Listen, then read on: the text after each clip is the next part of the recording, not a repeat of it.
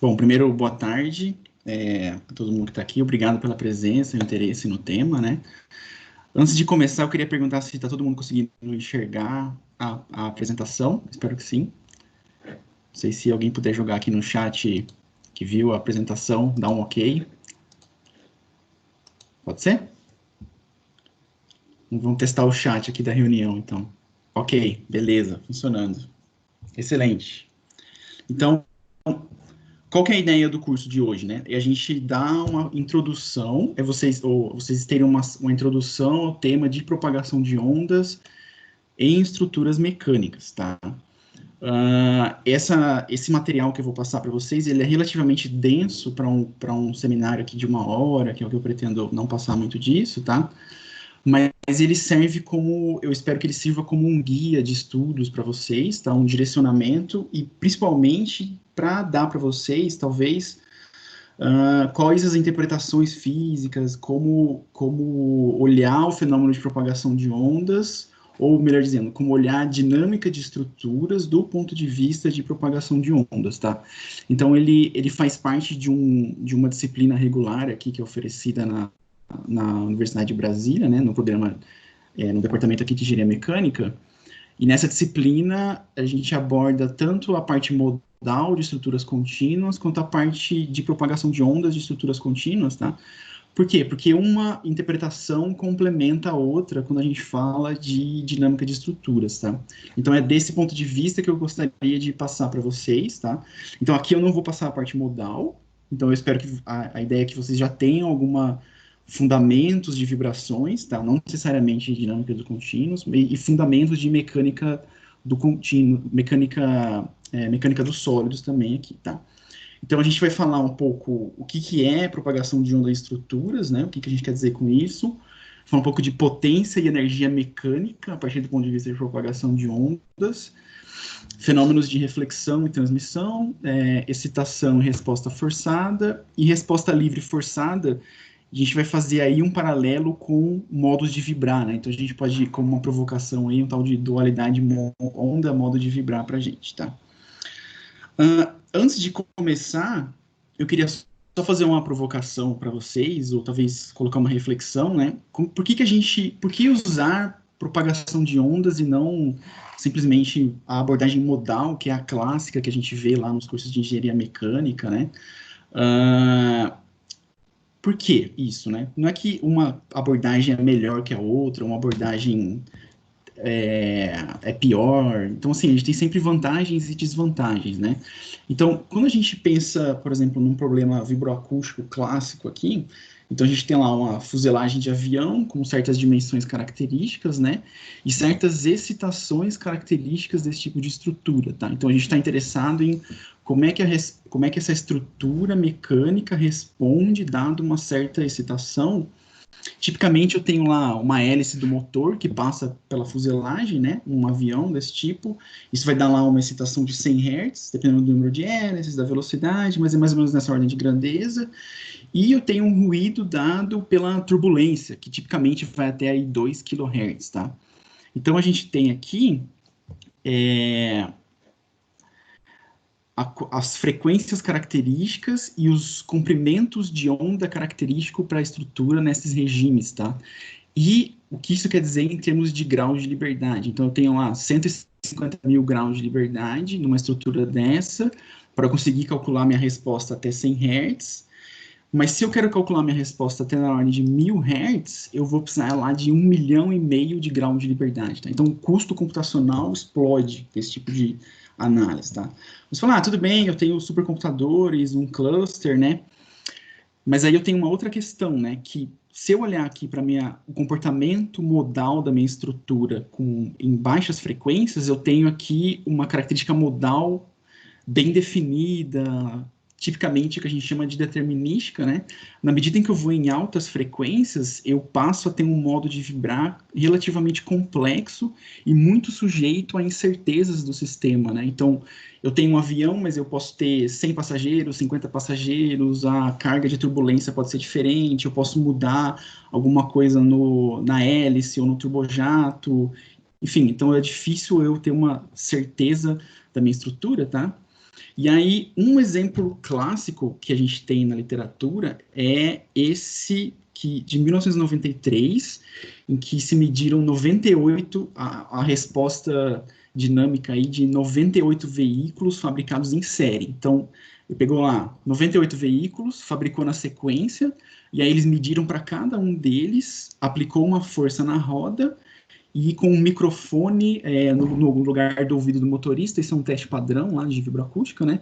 E aí a gente mediram-se essa resposta em frequência e colocou uma em seguida da outra. Então eu tenho aqui a amplitude dessa FF ao longo da frequência, tá? Então dá para ver aqui que eu tenho uma grande variabilidade por causa da complexidade da estrutura, tá?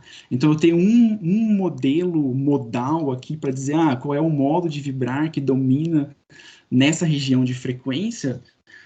Por mais que eu consiga calcular isso em termos de números de graus de liberdade, eu não tenho o poder de modelagem para com um cara desse conseguir dizer o que está acontecendo aqui, tá?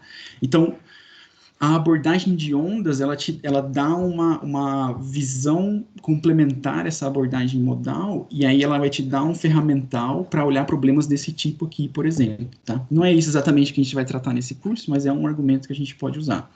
Um outro argumento é quando a gente começa a falar de estruturas periódicas, né? Então, vocês vão ter aí ao longo dos cursos nos seminários, o Dr. Danilo Belli e os professores Edilson e Edson, eles vão falar mais um pouco sobre esse tipo de problema, então eu não vou entrar muito em detalhes aqui, tá? Então a primeira pergunta que a gente pode fazer é o que é uma onda, né? Então, o que a gente quer dizer quando a gente fala de uma onda numa estrutura, tá? Então, basicamente, a gente fala de ondas, né, de propagação de ondas, e uma coisa que eu queria destacar é que uma onda, ela depende das propriedades locais de uma estrutura, tá? Então, imagina lá que eu tenho uma aula no estádio, né? Então, que a gente pode ter uma representação aqui bem bonitinha disso, né? Então, eu tenho vários homenzinhos, e aí, digamos que a gente seja o cara do meio aqui, né? Como que eu sei que eu tenho que levantar a mão para não ficar com cara de bobo na aula ali, né? Quer dizer, para ela conseguir acontecer, né? Eu tenho que olhar para o cara do meu lado e na hora que ele levantar a mão, eu levanto também, em seguida, né? Então, o que isso quer dizer? Que o comportamento local desse homenzinho, ele só precisa saber o que está acontecendo do lado dele. Então, ele não precisa saber exatamente o que está acontecendo no estádio inteiro, na torcida inteira, tá? Então, isso é só para enfatizar que eu tenho uma propriedade local, a propagação de onda, a onda depende de uma propriedade local da estrutura, em contraposição a uma propriedade global, que é o que dá um modo de vibrar, uma frequência natural da estrutura, tá?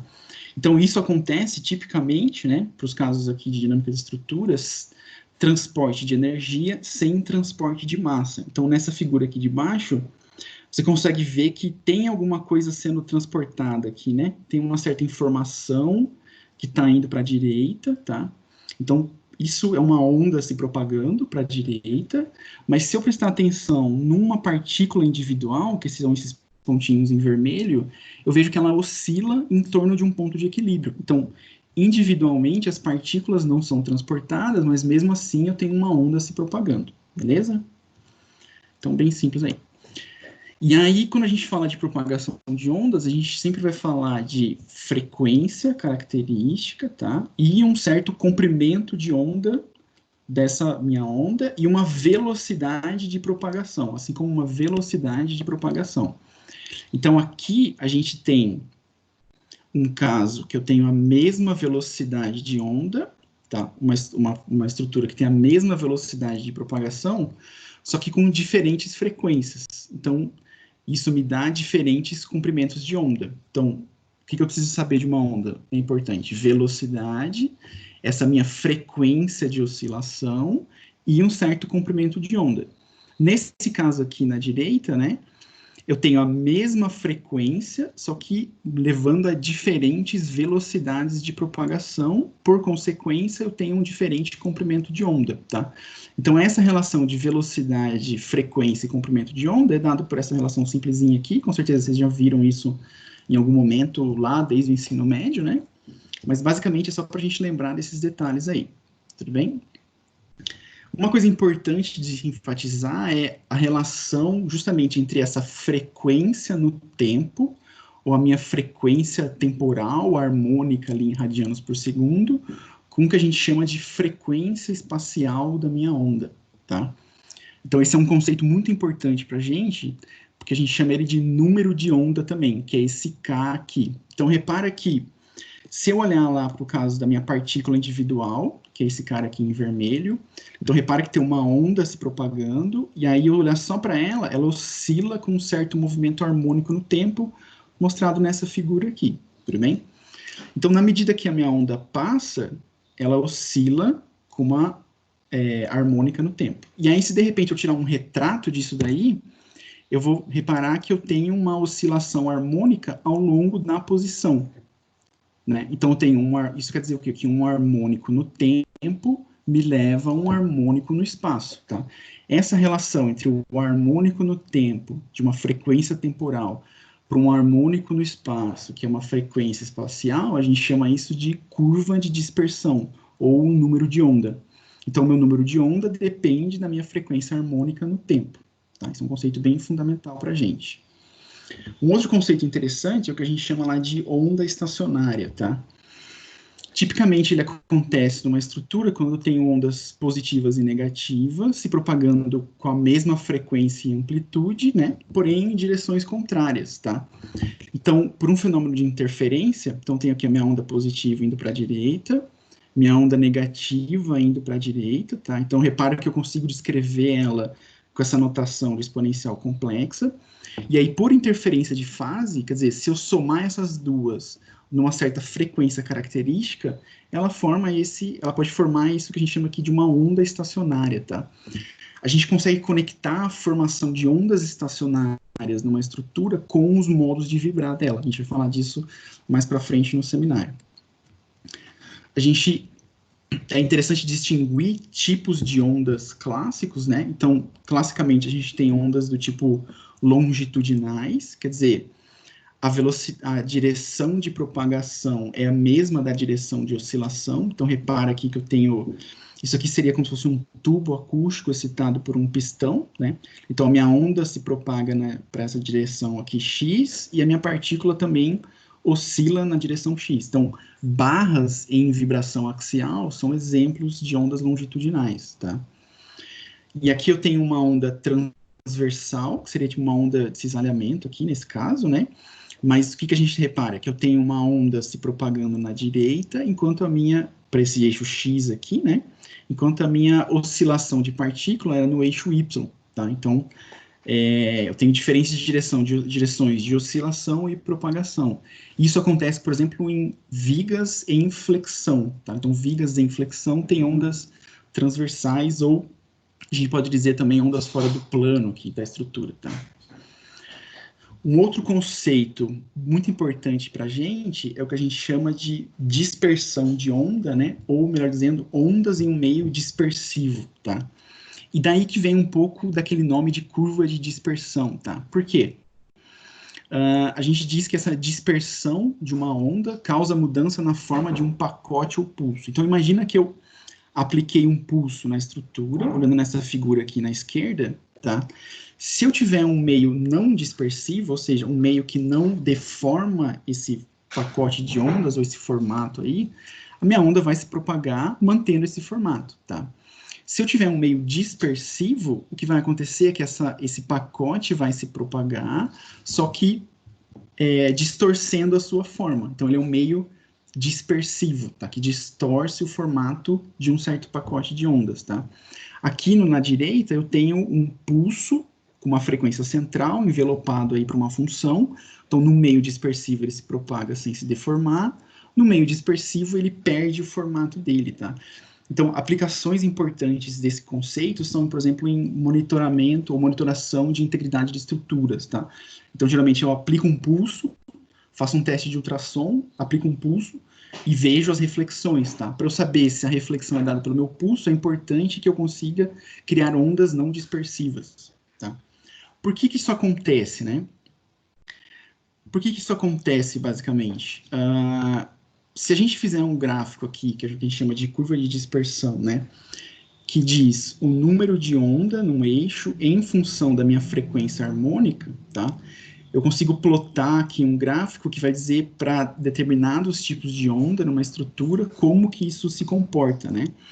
Então, repara que se eu pegar aqui uma onda longitudinal, por exemplo, numa barra, esse gráfico aqui, ele é ele é linear, tá?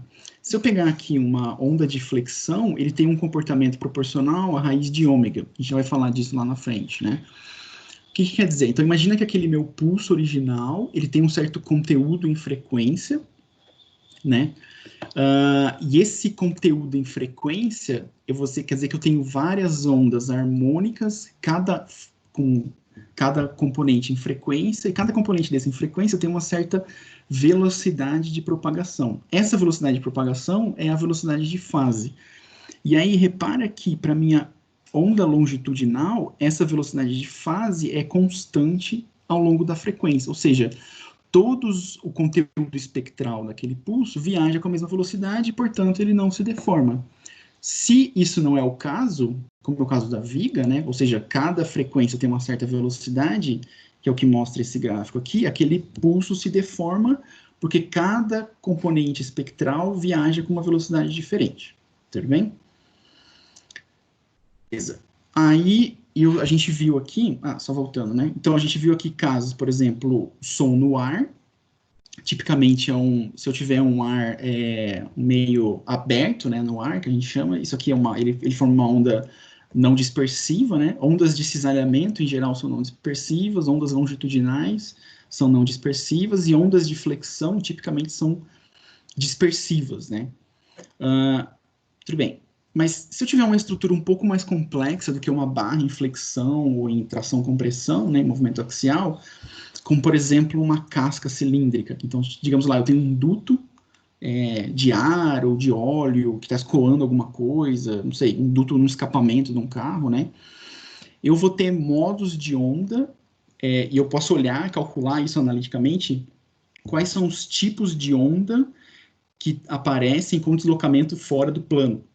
Tá nesse gráfico aqui, que seria na direção W aqui, né? Saindo na direção radial, um gráfico fora do plano, né? Então, repara que para uma estrutura um pouco mais complexa, eu tenho diferentes maneiras em que uma onda pode se formar ao longo da estrutura, tá? Então, essas animaçõezinhas aqui são o que a gente chama de modos de onda. Eles são análogos ao que a gente conhece por modos de vibrar numa estrutura, tá? Então, diferentes modos de onda têm diferentes, ou podem ter diferentes características de propagação, e eu posso representar isso num diagrama de dispersão, como aquilo que a gente viu, né? Então, eu tenho aqui número de onda, que está normalizado pelo raio, frequência, que também está normalizada por uma frequência característica aqui, tá? E aí, o que ele está dizendo para a gente? Que diferentes tipos de onda aparecem, ou repara que eles aparecem em frequências diferentes, tá? Então, repara que se a gente pegar esse primeiro modo que aparece desde aqui de baixo, ele começa a se propagar com uma certa característica de dispersão e vai até altas frequências, tá? A partir de uma certa frequência, um outro modo começa a se propagar, ele cria e começa a se propagar na estrutura, e assim por diante, tá? Então, dependendo da região e frequência que eu estou olhando, eu tenho que considerar diferentes tipos de onda que aparecem ali, tá? Essas frequências em que as ondas começam a propagar, a gente chama de frequências cut-on, ou frequências de corte ali, tá? Para os diferentes modos de vibrar. Então, repara que o comportamento de onda pode ser um tanto quanto complexo numa estrutura um pouco mais complexa, tá? Ou relativamente simples até, que é um duto desse tipo aí. Um outro caso bem interessante é o caso de compósitos sanduíches, tá? Então, esse é um resultado aqui de um mestrado que a gente teve aqui na UNB, no grupo, né? Então, o que a gente está calculando aqui é quais são os tipos de onda que aparecem num painel desse aqui de sanduíche em uma direção específica que a gente chamou lá de X, direção X ortogonal, tá? Então, repara que ele é um diagrama complexo também, do tipo da casca cilíndrica, né? E aí ele tem números de onda com parte real e parte imaginária, que é essa negativa aqui. Então, parte real positiva, parte imaginária a parte negativa. Tem números de onda que são puramente reais, que são esses em vermelho aqui. Puramente imaginários, que são esses em preto aqui. E complexos, que são esses em azul traço ponto aqui. tá? O que eles querem dizer? Então, repara que se eu olhar para essa curva em vermelho aqui em baixa frequência, que está meio sozinha aqui, eu olhar o modo de onda dela, quer dizer, o formato de oscilação dela, ela é um modo de flexão que está se propagando ao longo daquele painel, tá? Ele é um modo de flexão bonitinho, do tipo... Aqui eu tenho os graus de liberdade relativo à face do compósito, né, em cima e embaixo, e no meio o núcleo do compósito aqui discretizado. Então, o núcleo do compósito, ele flete junto com a casca, tá? Repara que se eu pegar esse mesmo modo e olhar para ele em alta frequência, quer dizer, à medida que eu vou subindo aqui em frequência, ele é o mesmo branch que a gente chama, o mesmo galho aqui de flexão, né, na curva de dispersão, mas a forma modal se altera, ela vai ficando um pouco mais complexa, né? Aqui em alta frequência ainda tem alguma coisa do tipo flexão, mas eu tenho uma fase entre o comportamento da casca e o núcleo desse compósito, tá? Posso ter também modos complexos, tá? O que são esses modos complexos aqui? Então, esse cara ele é um modo que tem parte real e parte imaginária, que é esse cara aqui. E essa parte real dá uma característica oscilatória, e essa parte imaginária dá uma característica de decaimento para o meu modo de onda, tá? Então, ele é o que a gente chama de um modo local ou uma onda evanescente, ainda de flexão. Então, ela oscila, mas ela decai espacialmente, tá? Isso acontece mesmo sem qualquer amortecimento na estrutura, tá? Então, é uma onda que ela simplesmente decai, mas não quer dizer amortecimento da estrutura. Tudo bem? Outros tipos de ondas são teorias de mais alta ordem, né? Eu tenho ondas de superfície, então, classicamente, ondas aqui em água, e em estrutura, eu tenho ondas do tipo, ondas de Rayleigh, tá? Isso aqui, tipicamente, acontece quando eu faço lá ultrassom. Tem até alguns dispositivos, alguns sensores que usam esse tipo de onda para, seja... estimar a temperatura ou estimar outras características, tá? Usando o ultrassom. Então, são teorias de mais alta ordem aí, mas que o princípio e a interpretação é a mesma do que a gente tem, com o que a gente vai mostrar nesse curso aqui. Tá, então, um pouco sobre potência e energia. Aqui a gente vai falar do conceito de velocidade de grupo e vai dar um foco de ondas em barras e vigas, que são elementos estruturais clássicos, né, engenharia mecânica, e tem diferenças fundamentais, interessantes o suficientes para a gente conseguir extrapolar mais tarde para estruturas mais complexas, né? Então, quando vocês tiverem lá o seminário de estruturas periódicas ou com o professor, tanto com o Dr. Danilo quanto o professor Edson Edilson, né? Vocês vão ver lá estruturas mais complexas, mas a gente vai ter essas características fundamentais presentes lá, tá? Então, a gente vai falar de impedância, energia cinética e potencial, potência mecânica e amortecimento e decaimento de ondas com a distância. Então, a gente vai ver o que acontece quando eu boto amortecimento na estrutura, tá? Então, a gente viu lá primeiro, né, velocidade de fase, e aquilo que a gente estava falando quando eu tinha uma certa onda harmônica se propagando ao longo da minha estrutura, né, do espaço. Então, repara que se eu fizer essa minha onda harmônica em diferentes tempos, né, eu tirar um retrato dessa minha onda num tempo T1, T2, T3 e T4, colocar elas aqui num gráfico que a gente chama de waterfall, né?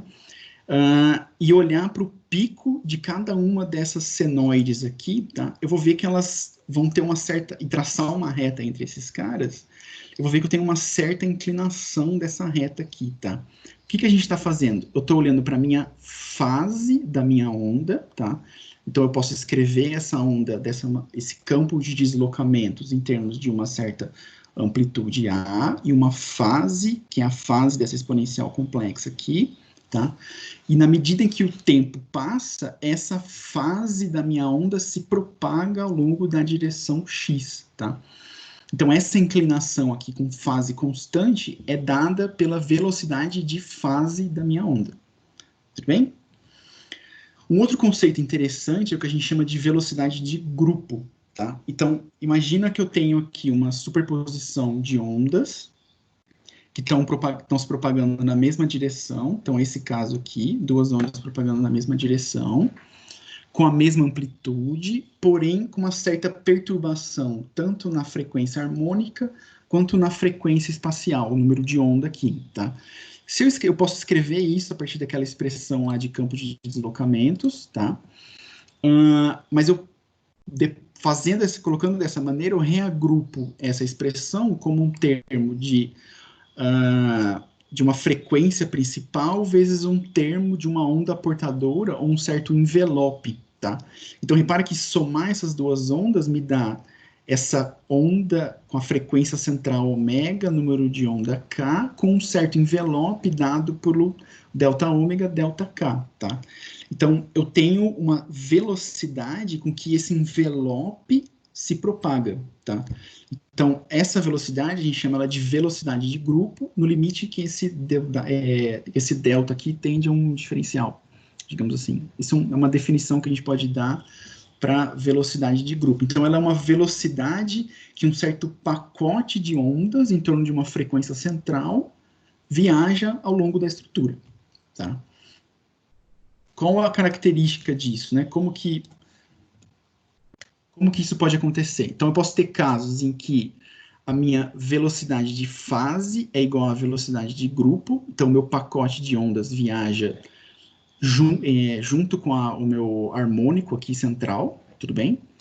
Eu posso ter casos em que a velocidade de fase é menor que a velocidade de grupo. Então, o meu pacote de ondas, ele viaja mais rápido do que o meu harmônico, né? Então, esse pontinho azul aqui, que é o pico do envelope, ele vai mais rápido que uma das fases do meu harmônico aqui, ó.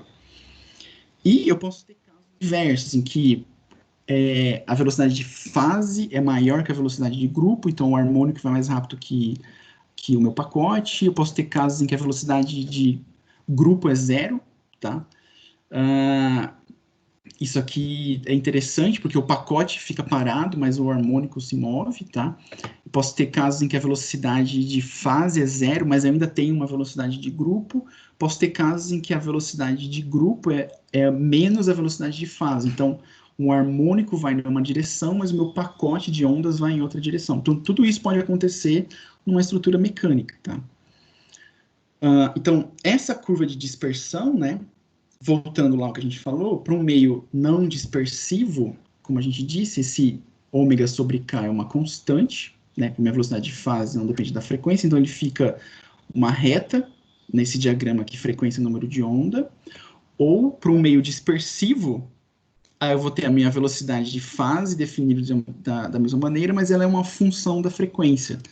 De modo que, de maneira geral, a minha velocidade de grupo é diferente da minha velocidade de fase, tá? Então, no meio não dispersivo, a minha velocidade de grupo é igual à velocidade de fase, e no meio dispersivo, elas são diferentes, e aqui embaixo, dois exemplos, né? No caso da onda em barra e o caso da onda em viga, tá? Interessante aqui, antes de continuar, né? Então, dessas definições, a gente pode ver que as inclinações dessas curvas aqui indicam as velocidades de fase e as velocidades de grupo, né? Como é o d ômega dk e o próprio ômega sobre k aqui, beleza? Então, um exemplo aqui que a gente pode ter é uma corda em fundação elástica. Esse exemplo é bem interessante, né? Então, a gente tem lá a equação do movimento, não vou derivar aqui, mas a gente consegue chegar nessa equação, que tem um termo. O que é essa corda em fundação elástica? Ela tem um termo elástico, que depende da tensão que é aplicada, tá? Ela tem um termo de inércia aqui, que depende da densidade linear, basicamente, e tem um outro termo elástico, que é dado pela fundação elástico dessa minha corda aqui. Então, esse tipo de estrutura, eu posso modelar, por exemplo, um pneu, ou aproximadamente um pneu, com uma pressão interna, e que a rigidez, o termo de rigidez dominante ali, é a tensão ao longo das tiras do pneu, tá? Causando justamente, talvez, aí, pela pressão interna, tá? Então, isso é uma aplicação desse tipo de modelagem, tá? E aí, se eu calcular aqui o número de onda dessa expressão, tem lá a metodologia, eu pego aquele campo de deslocamento, substituo aqui e acho o meu número de onda, eu consigo traçar uma curva de dispersão com essa característica aqui, tá? O que ela está dizendo para a gente? Que a partir de entre 0 e uma certa frequência de corte aqui normalizada, né? Então isso aqui me dá número de onda por frequência, tá? Então até uma certa frequência normalizada eu não tenho propagação de ondas, eu só tenho termos imaginários. Então os meus termos evanescentes dominam aqui, tá? Então, só tenho termos locais, digamos assim. A partir de uma certa frequência, eu passo a ter propagação de onda na direção positiva e direção negativa, que é o que isso aqui está dizendo para a gente, tá? Mas a pergunta que eu faço aqui é, essa estrutura aqui, olhando só para essa curva de dispersão, ele é uma estrutura, um meio dispersivo ou não dispersivo? O que vocês me diriam, né? Não sei, né? Parece que aqui nessa região, ele tem uma característica de meio não dispersivo, porque repara que ele tende a ser um comportamento do tipo aquele de flexão, mas à medida que eu aumento a minha frequência, quer dizer, na medida em que esse termo aqui é dominante, tá? Esse termo ao quadrado aqui é dominante, ele tende a uma relação linear. Então, dependendo da região e frequência, ele pode ser dispersivo ou não, tá? Então, esse exemplo é interessante aí. Um outro exemplo que a gente pode ter é o que a gente chama de uma tira de placa. Então, basicamente, imagina que eu tenho uma viga cuja é muito grande na direção X e que o termo, a largura dela começa a ter um tamanho significativo, tá? Ela começa a ter um tamanho LX relativamente grande. Então, isso aqui a gente chama de tira de placa, porque eu tenho que considerar a oscilação ao longo dessa direção aqui também, tá? Então, basicamente, a gente usa lá a equação de placa, não vou entrar em detalhes aqui, mas basicamente eu tenho um termo de rigidez, termo de massa, né? Então, rigidez flexural de placa. Como ele é uma tira de placa com cantos simplesmente apoiados, né? Substitui uma certa condição de contorno, assumo modos de onda que oscilam. Vou voltar aqui.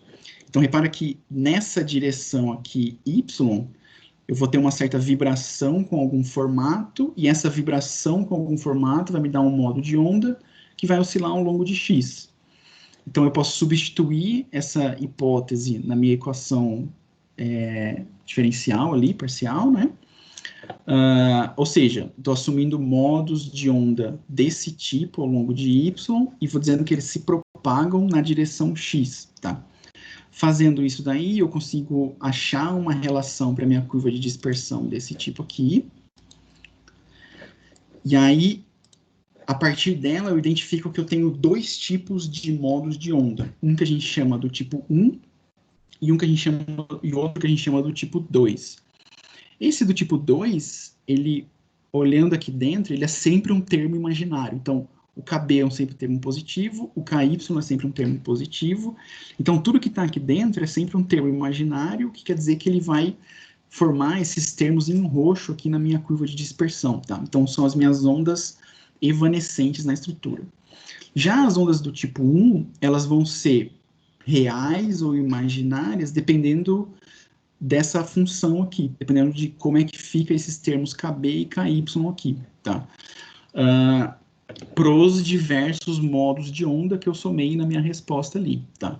Então, a partir disso, a gente vê que eu tenho uma região que ela é evanescente, que ela é imaginária, e com uma frequência de corte a partir do qual aquele modo de vibrar começa a se propagar.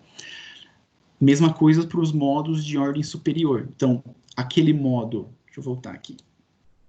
Esse modo aqui mais baixo, né? Esse primeiro modo de vibrar de onda aqui, esse primeiro modo de onda, se propaga nessa curva aqui de dispersão dessa maneira. Então, repara que se eu estou interessado na dinâmica dessa estrutura só em torno dessa região de frequência aqui, sei lá, em torno de até 50 Hz, 70 Hz, eu posso simplesmente ignorar os modos de alta ordem, tá?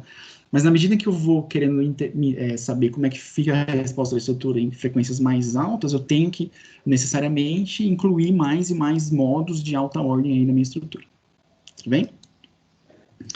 Um outro exemplo que a gente pode aplicar essa metodologia é na análise de metaestruturas ou metamateriais ali. Então, provavelmente vocês vão falar disso mais ao longo do curso, né? Mas uma metaestrutura, a gente pode pensar um caso em que eu tenho uma viga com vários ressonadores conectados nessa viga, como esse caso aqui, tá? E aí, aplicando essa metodologia, isso aqui a gente consegue derivar uma equação do movimento analítica, a gente aplica essa metodologia, e aí tem uma curva de dispersão, uma relação de dispersão entre o número de onda desse cara aqui com a minha frequência harmônica ômega aqui, tá? E aí, o que vai aparecer eu tenho uma expressão que diz como é que se comporta o número de onda e posso usar ela para estimar experimentalmente o que está acontecendo nessa estrutura, que é o que a gente faz nesse trabalho aqui que foi recentemente publicado, tá? Mas basicamente o que ele vai ter aqui na minha expressão do número de onda além das características de flexão da estrutura, vou ter a razão de massa dos meus ressonadores, que são iguais, a gente assume aqui que eles são iguais, e a frequência natural dos ressonadores, tá? Indo aí. Então, vamos dar uma olhada mais de perto, começando em ondas longitudinais, tá? Então, reforçando aquele caráter local da minha estrutura, eu vou ter um grau de liberdade interno, U, um só grau de liberdade interno, ao invés de um contínuo com infinitos graus de liberdade. A partir disso, lá de mecânica dos sólidos, vou ter uma força interna, consigo definir uma velocidade de grupo, e aí para uma onda positiva, que eu aplicando nessa estrutura, eu tenho um certo deslocamento, velocidade e força axial, simplesmente substituindo nas equações, e eu consigo definir uma certa impedância característica dada pela força dividido pela velocidade, tá? Então, essa impedância característica é uma massa por unidade de comprimento vezes a velocidade de grupo, tá? E aí, uma interpretação primeiro, essa impedância aqui ela é um número real, e uma interpretação disso é que essa barra aqui, que a gente chama de barra semi-infinita, quer dizer, ela tem um começo aqui, um contorno, mas a gente não determina um fim dela, ela se comporta basicamente como um amortecedor, no caso, se eu fizesse uma analogia com o sistema de um grau de liberdade desse tipo aqui, tá? Por quê? Porque basicamente eu injeto energia mecânica e ela simplesmente absorve energia sem ter nenhuma reflexão. Então a gente pode ter essa interpretação aí. Como é que eu calculo energia cinética e energia potencial, né? Então eu defino lá energia cinética, a gente pode colocar em termos gerais aqui como a massa vezes a velocidade.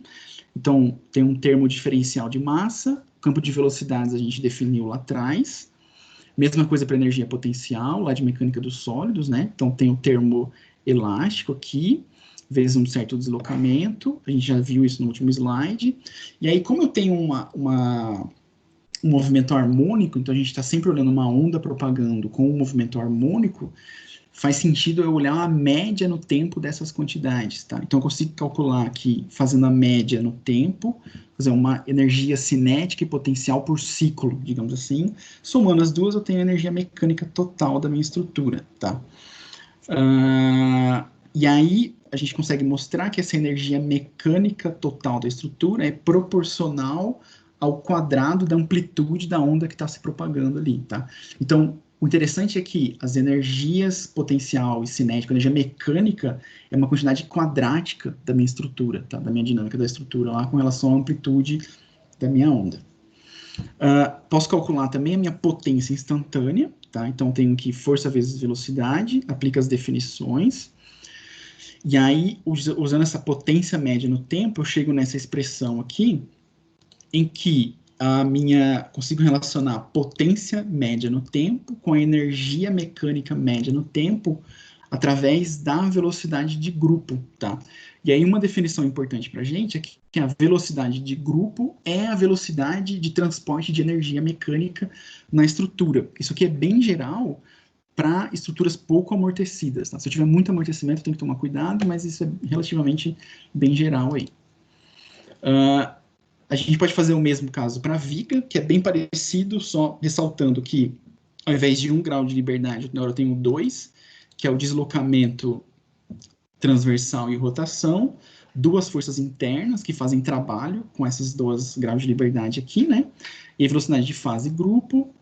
Consigo definir a minha impedância mecânica para uma força sendo aplicada, né? E aí, fazendo a mesma analogia com o grau de liberdade, eu tenho uma impedância que tem uma parte real e uma parte complexa. Essa parte real a gente consegue associar com o amortecedor, e essa parte complexa a gente associa com um termo de massa da minha estrutura, tá?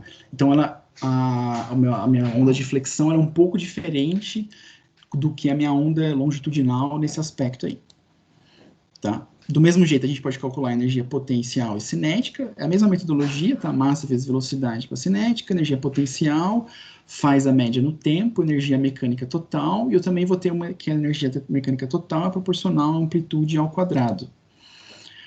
Do mesmo jeito, consigo calcular a potência instantânea com força vezes velocidade, que é o que gera trabalho, momento vezes velocidade angular, também gera trabalho aqui. E aí dá para mostrar também que, da mesma maneira, a potência, eu relaciono a potência injetada, a potência mecânica com a energia cinética, através da velocidade de grupo. Então, é a mesma interpretação que a gente estava tendo ali, de que a velocidade de grupo é a velocidade de transporte de energia. Tá?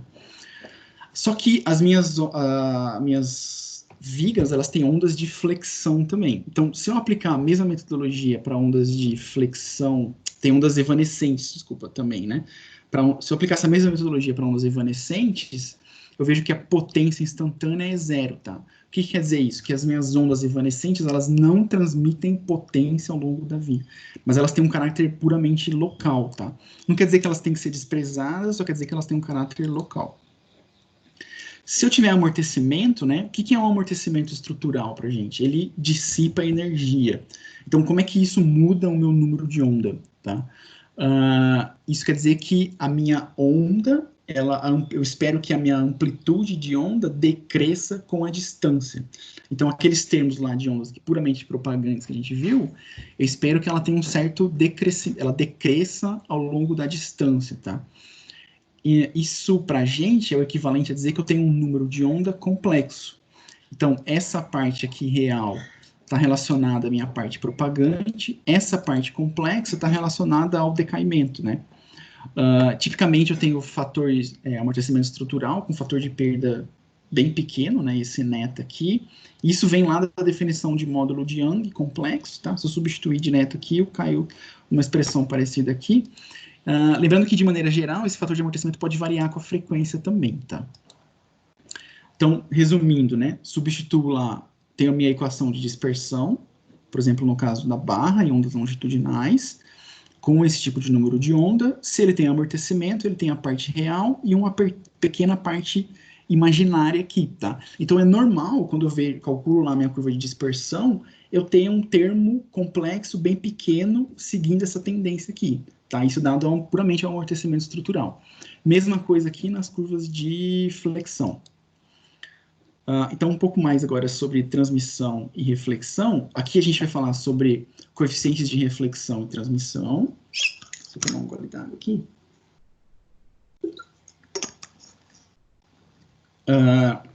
E focar em ondas longitudinais, em barras e flexurais em vigas, tá? Então, a gente vai falar de reflexão em um contorno, casos clássicos, e reflexão e transmissão em uma descontinuidade. Então, tipicamente, quando eu tenho guias de ondas ou estruturas, elas são finitas, ou seja, elas têm contornos e são conectadas a outras estruturas, tá? E aí, uma coisa interessante que a gente vai falar um pouco aqui é que nesses pontos de descontinuidade, eu tenho que tomar cuidado. E de contorno, eu posso ter conversão de modos de onda, tá? Então, pode acontecer de uma onda de flexão virar uma onda longitudinal, tá? Basicamente.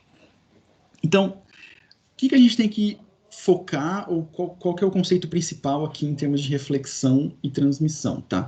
Que quando uma onda chega num contorno, ela pode sofrer mudança de amplitude e fase, tá? Então, imagino que todo mundo aqui já brincou ou já viu, pelo menos alguma vez na vida, assim, amarrar uma corda num poste em algum lugar, dar uma chacoalhada assim na corda e ver o que acontece com isso daqui, né? Então, dependendo de como eu amarro, né? Então, se é um contorno fixo ou um contorno móvel, eu tenho uma diferença na onda que é refletida, na onda que volta para mim. Para um segundo aí, ver se vocês conseguem identificar que diferença que é essa. Tá? O que será que está acontecendo ali? Qual que é a principal diferença entre a onda da esquerda e a onda da direita, tá?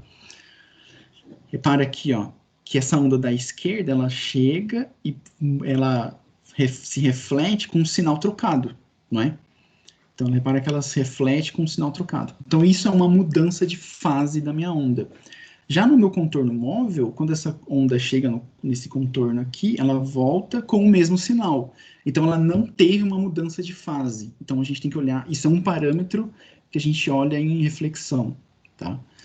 Se eu tiver agora um caso de transmissão, ou seja, eu tenho uma descontinuidade da minha estrutura, seja aqui uma corda mais fina, uma corda mais grossa, ou onde eu tenho conexões mecânicas, tá? Eu fixo um reforço estrutural num painel, ou eu prendo, eu tenho uma estrutura treliçada em que eu tenho aquelas fixações, né? Eu tenho uma certa descontinuidade ali.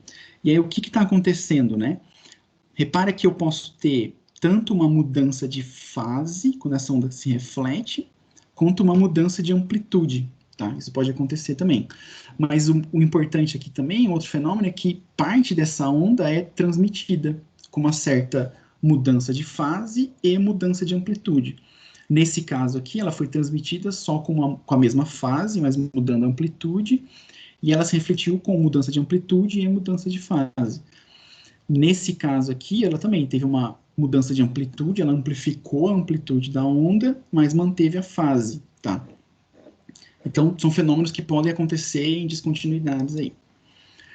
Como é que eu trabalho isso? Como é que eu defino essas descontinuidades, né? A gente usa o que a gente chama de coeficientes de reflexão e transmissão. Então, a gente pensa no seguinte fenômeno: tem uma onda incidente aí, essa onda incidente pode ser refletida por uma onda AR ou transmitida através de uma onda AT. A partir das relações entre essas amplitudes de onda, eu defino o coeficiente de reflexão e o coeficiente de transmissão. Então, eles são razões entre amplitudes de onda, tá? Só que aqui eu estou falando de amplitudes complexas. Então, são amplitudes que vão me dar, são números que vão me dar amplitude e fase. Lembra que o número complexo, ele tem parte real, parte imaginária, ou posso falar dele como absoluto e fase, né? Amplitude e fase. Tudo bem? Uma outra maneira de definir isso daqui é relacionando as potências, tá? E aí eu defino o que a gente chama de eficiência de reflexão a partir das relações de amplitude, das potências refletidas em incidentes, tá? Ou a minha eficiência de transmissão de onda também. Esses coeficientes aqui, eles dependem das propriedades tanto da descontinuidade, que é o que está acontecendo aqui, quanto dos guias de onda, tá? Nota que esses números aqui são razões entre potências de onda, então eles são sempre números reais e positivos. Por que eles são reais e positivos, né? Eu tenho aqui o meu número complexo ao quadrado, o módulo dele ao quadrado, o módulo dele ao quadrado, né? Quer dizer que é ele vezes o conjugado, então isso aqui sempre vai ser um número real e positivo, tá? Então a vantagem dessa eficiência é essa daí. Então, digamos aqui que eu tenho ondas longitudinais em barras, com uma certa velocidade de fase, número de onda, impedância característica. Então, tem uma onda positiva para um lado, uma onda negativa para o outro.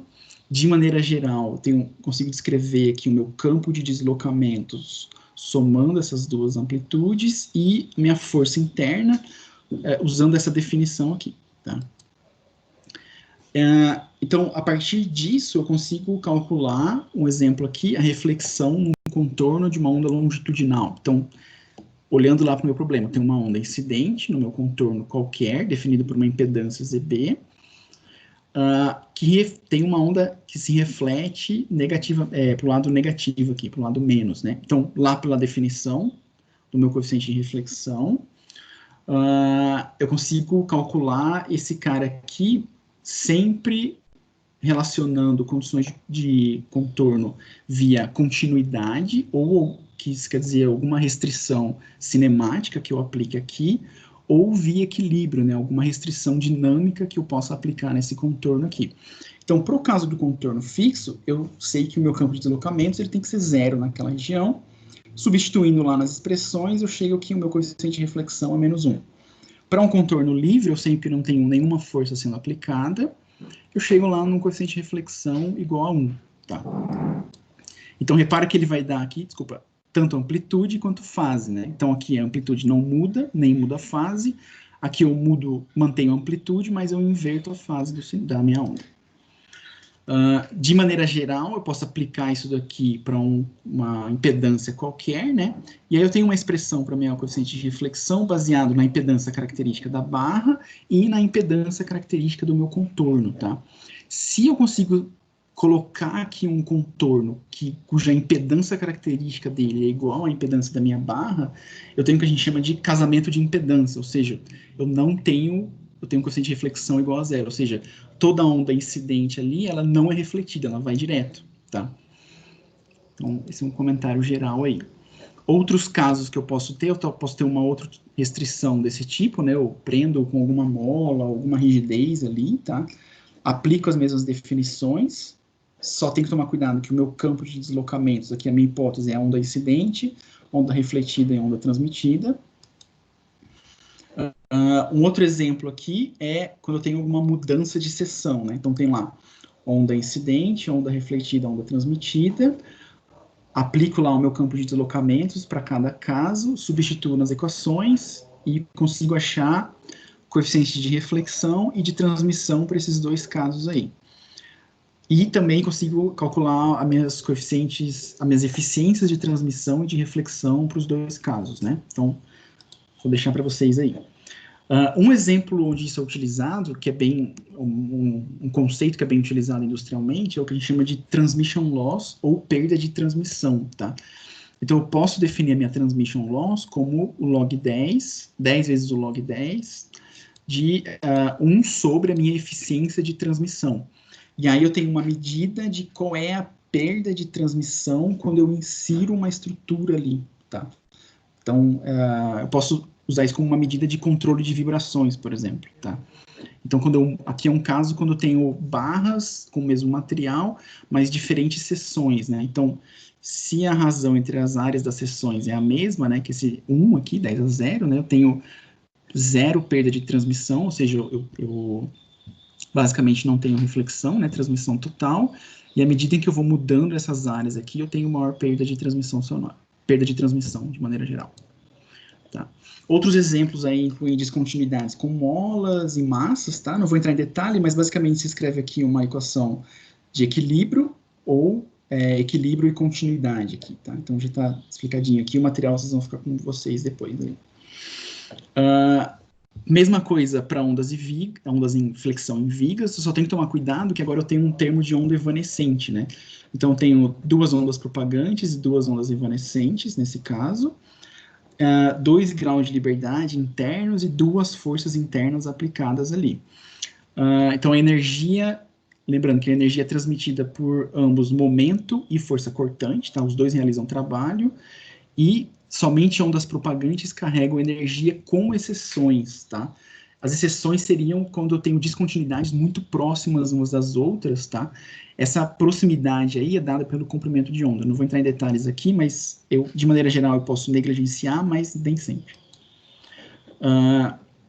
Então, aqui eu tenho a mesma metodologia, uso as mesmas definições, tá? É bem interessante porque ela é bem geral mesmo. Eu só tenho que tomar cuidado com o meu novo campo de deslocamentos ou os tipos de onda que são criados, né? E aí eu tenho uma impedância tanto de translação e rotação, por causa da característica do meu guia de onda, né, ou da minha estrutura, mas de maneira geral sempre consigo escrever a minha condição de contorno com uma condição de continuidade, equilíbrio, e aplico a metodologia que a gente viu ali, tá? O importante é contornos não dissipativos, ou seja, contornos conservativos, implicam que sempre vou ter uma amplitude R, a amplitude do meu coeficiente de reflexão sempre vai ser unitária aí. Então, aqui só o caso geral, né? Campo de deslocamentos, eu tenho uma onda propagante incidente, e aí eu reflito uma onda propagante, e tenho uma reflexão, uma onda evanescente também, que é causada pela reflexão dessa onda aqui. Então, eu tenho que ter um coeficiente de reflexão que relaciona a incidência dessa onda propagante com a reflexão dessa onda propagante, e um outro coeficiente de reflexão que relaciona a amplitude dessa onda propagante incidente com a amplitude dessa onda evanescente que é refletida aí. Tudo bem?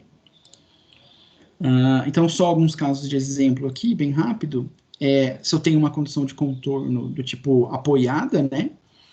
Eu tenho essas restrições aqui, isso lá de mecânica dos sólidos, né? De resistência dos materiais, substituo no meu campo de deslocamentos, e aí eu tenho uma reflexão, coeficiente de reflexão R, da minha onda propagante para a minha onda propagante, e um Rn, que que é o coeficiente de reflexão da minha onda propagante incidente para evanescente refletida, tá? Ou seja, esse tipo de contorno aqui não reflete onda evanescente.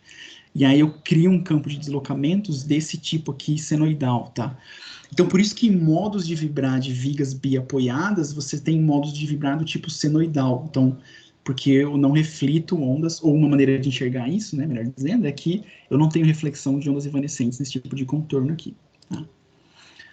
Já não é o caso se eu tenho um contorno livre, né? Então eu tenho lá um coeficiente de reflexão, de novo, reforçando, da minha onda incidente propagante para minha onda refletida não propagante ou evanescente, tá? Que é dado por esse cara aqui, se eu substituir nas equações. E aí eu tenho esse termo evanescente dominando aqui, bem próximo do contorno, tá? Então repara que se eu tiver uma outra descontinuidade muito próximo do contorno, eu tenho que levar esse cara aqui em conta. Se a minha descontinuidade estiver longe, esse termo evanescente decai rapidamente, tá? Então basicamente isso é importante aí.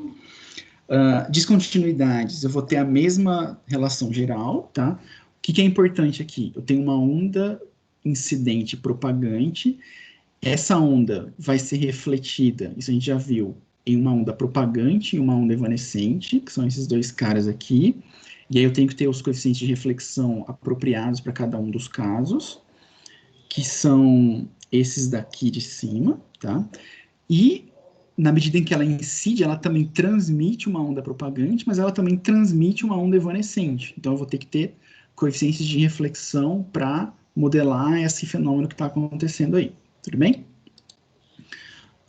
Descontinuidade. Né? Alguns comentários gerais aqui, vários casos possíveis, isso pode ficar bem complexo, tá? Mas o mesmo princípio aí se aplica. Eu consigo, de maneira geral, resolver dessa maneira aí. Só que fica algebricamente mais complicado ou numericamente mais complicado. A gente vai falar um pouquinho sobre isso. Sempre uso lá continuidade e equilíbrio, tá? E restrições do tipo translação, rotação, ou vários aqui, né? Depende dos graus de liberdade. Eu posso ter o caso de uma incidência de uma onda evanescente, e aí eu tenho que definir os coeficientes de reflexão e transmissão adequados da mesma maneira, tá? Então, uma onda importante aí, contraintuitiva, é uma onda evanescente incidindo no contorno pode ser refletida como e transmitida como uma onda propagante, tá? Isso pode acontecer também. E, de maneira geral, esses coeficientes de reflexão e transmissão são função da frequência. Aqui só alguns casos de exemplo para vocês olharem depois com mais calma, tá? Mas basicamente eu tenho uma descontinuidade que é um apoio numa viga, substitui lá as definições, aplica equilíbrio e continuidade, calcula os coeficientes. Mesma coisa quando eu tenho uma mola nessa descontinuidade aqui, tá? Vou passar rapidão. E aí, basicamente, eu tenho modos de... o que é mais interessante, né? O que é interessante? Uma coisa interessante aqui é que eu posso ter conversão de modos de onda, tá? Então, imagina que eu tenho essa configuração em L aqui de duas barras, né? Ou duas vigas. E aí, essa viga aqui, ela pode estar transmitindo uma certa onda de flexão que vai virar uma onda longitudinal nessa outra barra aqui de cima, tá? Se eu tiver uma onda longitudinal vindo para cá, ela vai mexer essa outra barra aqui e se transformar numa onda de flexão. Então, ondas longitudinais podem se transformar em ondas de flexão. Isso é importante quando a gente fala de, por exemplo, produção de ruído, tá? Por quê? O ruído geralmente é gerado por ondas transversais, né? O que tem componentes fora do plano, tá? E aí, você pode falar assim, então eu não preciso me preocupar nada com ondas longitudinais. Depende, se eu tiver conversão de modos de onda em contorno, e geralmente eu tenho. Então, ela pode ser transmitida com uma onda longitudinal e chegar num certo elemento estrutural, ser convertida em flexão e gerar ruído aí, tá? Basicamente isso que eu queria comentar a partir disso. E aí, só um exemplo para vocês, para motivar para os próximos seminários, eu posso também modelar isso com elementos finitos. Então, você pode pegar partes da minha estrutura, modelar isso usando elementos finitos, que é o que a gente chama lá de método de ondas e elementos finitos, ou WFS, vocês vão ver lá, se vocês continuarem assistindo os próximos cursos do seminário. E eu posso modelar uma conexão arbitrariamente complexa com uma certa dinâmica qualquer aqui, né? Então, tem uma junta elástica. Quais são as consequências disso? Eu vou ter diversos tipos ou mais complexos conversões de modos de onda podem acontecer aqui, mas o mais importante é que eu vou ter ressonâncias locais aqui, dada a minha junta elástica, tá? E isso se reflete nos meus coeficientes de reflexão, que eles já não vão ser mais suaves, eles vão ter um certo comportamento de ressonância acontecendo ali, tá? Eu posso usar isso positivamente ou negativamente, não cabe aqui, mas o que pode acontecer é que se eu tiver incertezas e variabilidades nessas conexões, que geralmente é o caso, é muito difícil modelar e fabricar isso de maneira repetitiva, tá? Eu vou ter uma certa quebra de simetria, uma quebra de simetria nas reflexões de onda. Então, os coeficientes de reflexão podem ser diferentes dependendo da direção que eu venho aí. Só um exemplo para vocês. E aí, resumindo, né, quando uma onda incide uma descontinuidade, ela é parcialmente refletida, parcialmente transmitida, tá? E eu vejo isso a partir dos meus coeficientes, ou quantifico isso a partir dos coeficientes de transmissão e reflexão, ou de eficiências de reflexão e transmissão, tá? Conversão de modo de onda pode acontecer, e são importantes aí, tem que levar em conta. Tudo bem?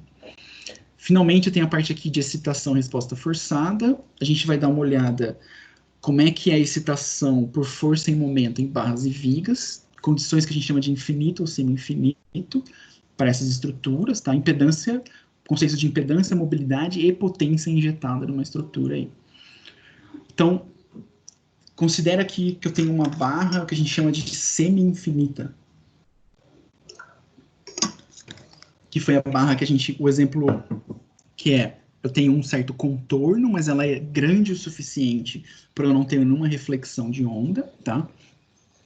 E aí eu aplico uma excitação harmônica aqui num contorno, essa excitação harmônica do tipo amplitude F, com uma frequência de excitação ômega aqui, tá? Isso gera uma onda com uma amplitude Q na direção positiva, um Q+, com um certo número de onda aqui. Então, quando eu excito uma estrutura, eu gero uma onda com amplitude Q+, tá? E aí, como é que eu calculo essa amplitude E+, né? Posso fazer aqui um diagrama de corpo livre no elemento infinitesimal da barra, aplico aqui o equilíbrio e chego numa relação entre a amplitude de onda e essa força que foi aplicada aí. Tá? Então, basicamente, resumindo, né? Uma força harmônica na extremidade gera uma onda com uma amplitude Q+, na direção X aqui, somente isso daí. Então, eu consigo calcular essa amplitude, tá? E consigo definir uma certa mobilidade de entrada. Como é que eu defino essa mobilidade? É a velocidade dividido pela amplitude unitária, dividido pela força que está sendo aplicada ali, tá? E aí eu tenho o que a gente chama de uma certa impedância de entrada, tá? E aí essa impedância a gente consegue calcular, ver que ela é real, que mostra que a gente já fez uma análise parecida com essa, né? Que essa barra funciona como um amortecedor viscoso, que ela absorve energia transportada pela onda Q+. Por quê? Porque ela é muito grande e eu não tenho uma reflexão de onda. Então é como se eu estivesse absorvendo essa energia mecânica aí. Na barra infinita, eu não tenho um contorno propriamente dito, mas eu aplico uma excitação no meio da barra. Tá? O que isso vai causar?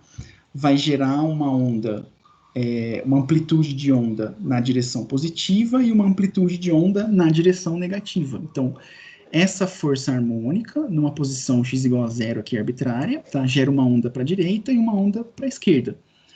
A gente consegue fazer aqui diagrama de corpo livre do elemento infinitesimal, aplicar continuidade e equilíbrio e calcular essas amplitudes de onda aqui. Repara que elas são as mesmas tanto para a direita quanto para a esquerda, porque o meu sistema é completamente simétrico, tá? Então, isso quer dizer que a mesma potência se propaga nas direções positivas e negativas de x aí. Da mesma maneira, eu consigo definir uma certa mobilidade de entrada do meu sistema infinito, então a gente chama isso de y infinito aqui, que ela também vai ser real, então ela vai ter a mesma característica de um amortecedor viscoso também, ou seja, absorve energia que é transportada pelas ondas propagantes Q+, e Q-, tá? E eu consigo calcular a minha potência de entrada, ou a potência injetada nessa estrutura, né? Somando as potências transportadas por Q+, e Q-, né? Repara que a potência líquida aqui não é mais zero, porque cada uma vai para um lado, né? Então, a potência injetada é uma quantidade, notando aqui que é uma quantidade quadrática também da minha amplitude de onda. Tá? Se eu tenho agora um problema de excitação em vigas, né, eu tenho os mesmos princípios, só que agora tenho mais de um grau de liberdade, mais de uma força interna. Posso ter dois tipos de excitação agora, um momento, tanto momento quanto força, né? E aí eu vou criar eu vou criar dois componentes de onda em cada direção, né? Um componente propagante e um componente evanescente, né? Tomando cuidado que a continuidade aqui envolve deslocamento e rotação, então continuidade de deslocamento e rotação, e o equilíbrio eu tenho que relacionar forças e momentos, tá? Então, no caso lá de uma viga semi-infinita, né? Então, digamos que eu aplico uma força harmônica no contorno, isso vai gerar uma onda propagante para a direita e uma onda evanescente. Então, a principal diferença aqui é que aparece um termo local evanescente, diferente do meu tipo de barra ali, tá? De novo, faço equilíbrio, aplico equilíbrio e momento, consigo relacionar... Cadê? A partir dessa equilíbrio e momento, a gente consegue calcular as amplitudes dessas ondas geradas, tá? Que são iguais aqui, por acaso, tudo bem? Consigo calcular a minha mobilidade de entrada, dado uma excitação de força, e a minha impedância de entrada, tá? Então, a interpretação aqui que eu tenho que a minha viga semi-infinita, ele parece um amortecedor viscoso com massa, que é, de novo, a interpretação parecida que a gente já viu lá, caso eu fizesse uma analogia com o sistema de 1 grau de liberdade, né? Não vou repetir aqui. Posso ter o caso que eu tenho uma excitação do tipo momento somente, tá? Então, eu vou simplesmente colocar um momento aqui no contorno, harmônico, com uma frequência ômega. De novo, aplica exatamente a mesma metodologia, calcula as amplitudes de onda, propagante evanescente, mobilidade agora que é relacionada ao momento e impedância de entrada, tá? Só que nesse caso aqui, se eu fizer de novo uma analogia com o sistema de 1 grau de liberdade, ele vai aparecer com um amortecedor viscoso com a parte reativa relacionada a uma rigidez. Então, ela é como se fosse um amortecedor com rigidez ao invés de um amortecedor com massa, por causa do momento, tá? De maneira geral, se eu tiver uma excitação por força e momento, as ondas geradas são uma superposição de cada caso individualmente. Então, eu simplesmente somo, tá? Porque eu tenho aqui um sistema linear, eu posso aplicar o princípio de superposição. Se eu tiver uma viga infinita, é o mesmo conceito ali da barra, só que agora eu vou gerar tanto ondas propagantes para a esquerda e para a direita, quanto ondas evanescentes para a esquerda e para a direita. E aí eu defino os campos de deslocamento usando essa intuição, tá? Ou essa definição aí. Aplico continuidade e equilíbrio e consigo relacionar ou calcular esses termos aqui, porque eu tenho 4 incógnitas e 4 equações, basicamente. Fazendo isso daí, eu consigo chegar nessas amplitudes, tá? E tenho os meus respectivos campos de deslocamento, tanto para a esquerda quanto para a direita, tá? E aí, eu estou passando rápido aqui, porque eu estou deixando esse material com vocês, para vocês olharem com mais calma depois, tá? Mas, enfim. E aí eu tenho a mobilidade para uma força pontual, também usando a mesma definição, mobilidade da minha viga infinita, e uma impedância da minha viga infinita aqui, tá? E aí eu tenho as interpretações características aí, tanto em termos de amortecedor viscoso, quanto de massa, tá? Não vou ficar entrando muito em detalhes aqui, mas eu consigo definir também a minha potência injetada, dado um certo forçamento, né? A gente define aqui a potência injetada como a parte real do conjugado de F vezes V, ou conjugado de V vezes F, tá na mesma. E aí eu consigo calcular qual é a potência mecânica que eu consigo injetar ou injetada na estrutura, dado um forçamento de amplitude F aqui, tá? E também consigo calcular isso em termos das amplitudes injetadas na minha estrutura ali. Tudo bem. Mesma coisa para uma excitação de momento harmônico, tá? É exatamente a mesma metodologia, só tenho que adequar aqui as minhas condições de equilíbrio e continuidade. Então tem as amplitudes de onda e as impedâncias e mobilidades características aí, dado um certo momento. Beleza?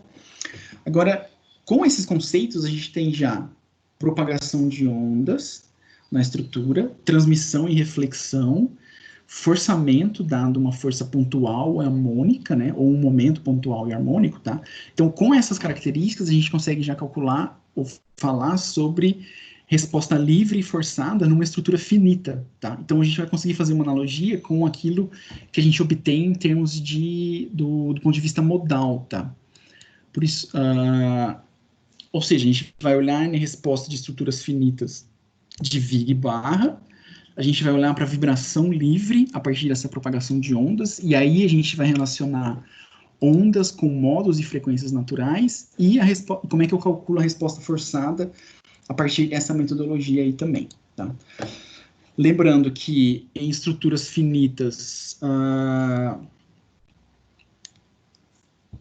abordagem por ondas, ela é do tipo, eu tenho uma excitação onde eu injeto a onda, né? Ondas se propagam, amortecimento causa decaimento com a distância, as ondas são refletidas nos contornos, elas são refletidas e transmitidas em descontinuidades, eu posso incluir tudo isso no meu modelo, né?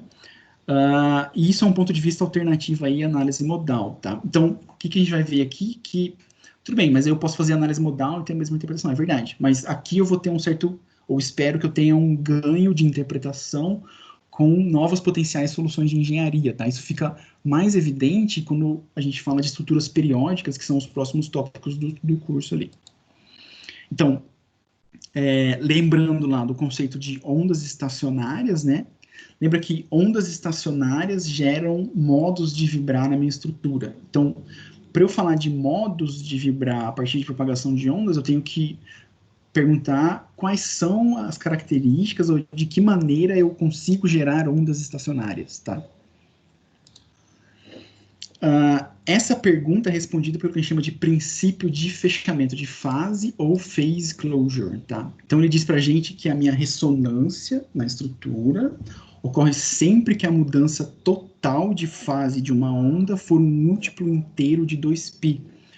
Ou seja, essa onda vai se propagar aqui ao longo da estrutura, encontrar os contornos, se refletir, propagar de novo, encontrar o contorno, se refletir e continuar se propagando, né? Isso aqui em regime permanente, né? Então, o que esse princípio diz é que toda vez que eu tiver um múltiplo de 2π de mudança de fase, eu tenho um modo de vibrar, tá? Esse princípio de fechamento, ele é exato quando, primeiro, só tem um tipo de onda que eu estou considerando aqui para interagir, e quando eu não tenho ondas evanescentes no contorno da estrutura, tá? Muito embora a gente vai extrapolar isso. Então, por exemplo, ao invés de explicar aqui teoricamente, a gente pode explicar isso com um exemplo, né? Então, imagina que eu tenho aqui uma barra, né?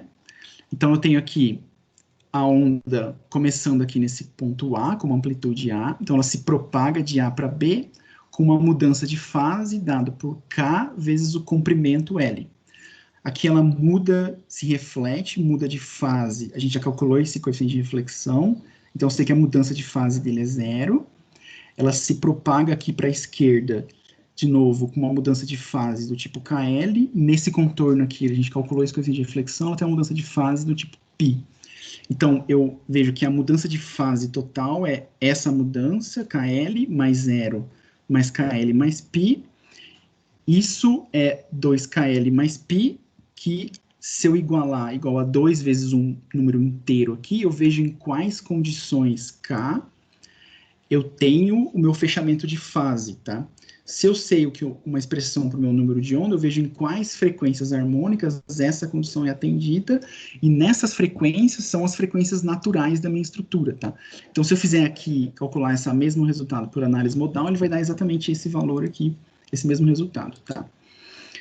Mesma coisa para uma viga em apoio aqui, né? Então, eu tenho onda A, se propaga para B, com uma fase KL, muda de fase KL, no contorno ela tem uma muda de fase K, se propaga de novo, muda de fase KL, no contorno muda de fase K, eu somo tudo isso daqui, vejo quando ele é igual ao múltiplo de 2π e tem uma expressão para a frequência natural, tá? Então isso aqui é exatamente, essa solução aqui é exata da minha estrutura, porque nesse caso a gente viu, eu não tenho ondas evanescentes, tá? Se eu tiver uma viga biapoiada, nesse caso eu tenho ondas evanescentes, então essa solução aqui ela é aproximada, tá?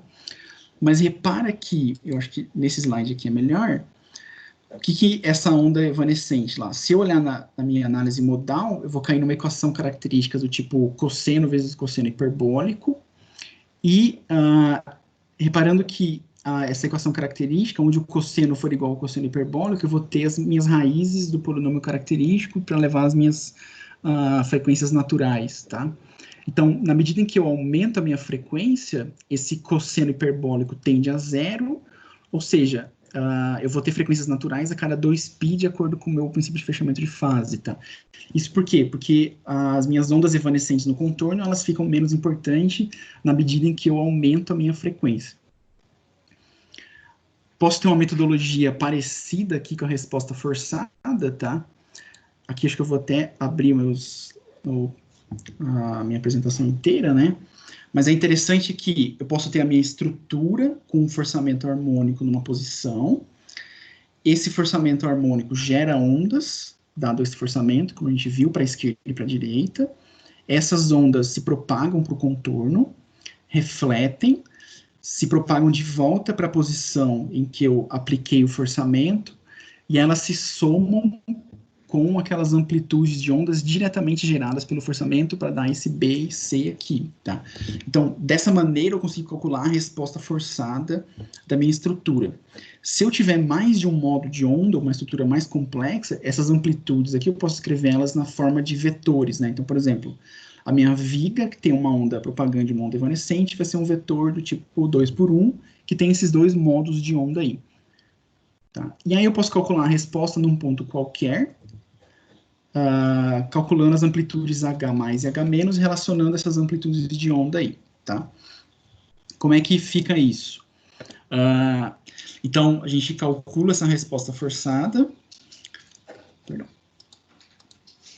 E aí, aqui o exemplo que eu tenho, como é que ficam essas relações de amplitude de onda, né? Eu tenho aqui que para uma barra eu relaciono essas amplitudes pela minha exponencial complexa, isso vem lá da minha definição de campos de deslocamento, né? Se eu tenho mais de uma amplitude de onda, isso vira uma matriz, tá? Se eu tenho os meus coeficientes de reflexão lá para a barra, como eu só tenho um modo de onda, isso é um número. Se eu tiver uma viga, isso vira uma matriz. Mesma coisa para os meus pontos de excitação aqui, tá?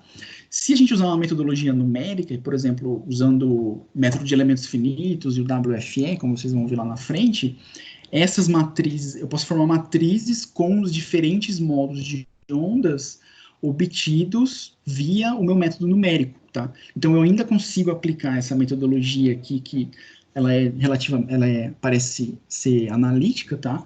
Para qualquer número de onda, ou para um número de onda e modos de onda, calculados de qualquer maneira, seja de maneira analítica, semi-analítica ou numérica, tá? Então, ela é bem geral mesmo.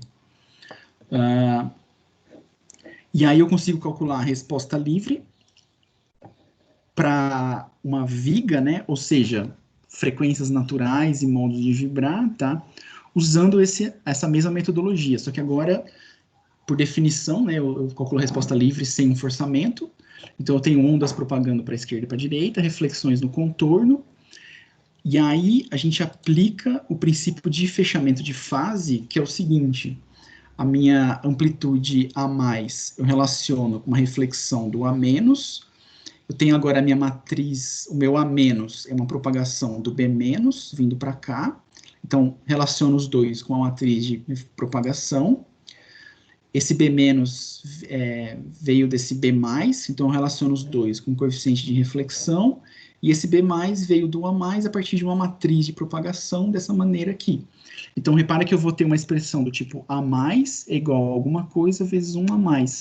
Então, isso daqui é a minha equação característica. Então, resolvendo essa equação característica, eu tenho os modos, eu tenho as frequências naturais e os modos de vibrar, tá? Pode ser, geralmente ela é transcendental, então eu, provavelmente, mesmo que seja analítica, eu vou ter que ter um método numérico para resolver isso daí. Beleza? Então, isso aqui basicamente encerra quase todos os conceitos que a gente precisa ter em propagação de ondas, tá? Então é denso, é bastante informação, eu sei.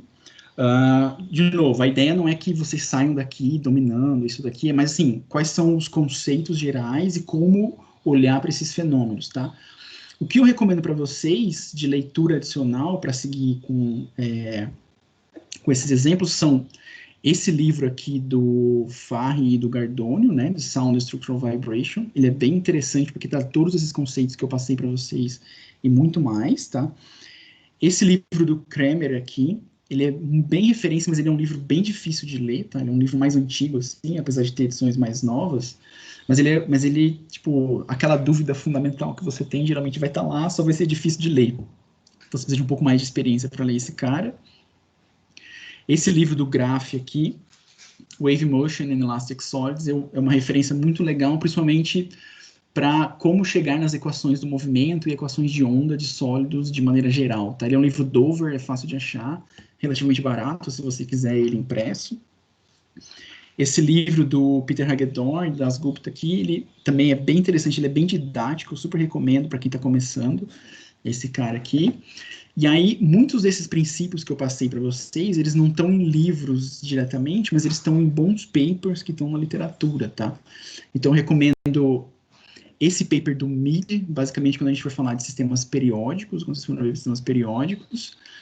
Esses dois papers aqui do Brian Macy, que vai falar sobre transmissão e reflexão em vigas, então esses princípios de fechamento de fase, que a gente viu, ele vai descrever bem lá em detalhes, tá? E, principalmente, transmissão e reflexão em reciprocidade, em contornos e descontinuidades, tá? Esse artigo aqui também é legal. Enfim, mais outros caras aqui. Esse do Skudurski aqui, eu não sei pronunciar esse nome, perdão, tá? Mas eu acho interessante ele estar aqui, porque ele vai fazer uma boa conexão entre isso que a gente está vendo do ponto de vista de propagação de onda com estruturas complexas, tá? Então, vocês vão ver que essas respostas forçadas de estruturas infinitas e semi-infinitas, elas são, na verdade, respostas médias de estruturas complexas. Eu posso usar elas como boas aproximações. E, enfim, finalizando aí, queria agradecer a paciência de vocês. Eu demorei um pouquinho mais do que eu gostaria, mas espero que eu tenha ajudado aí de alguma maneira. Então,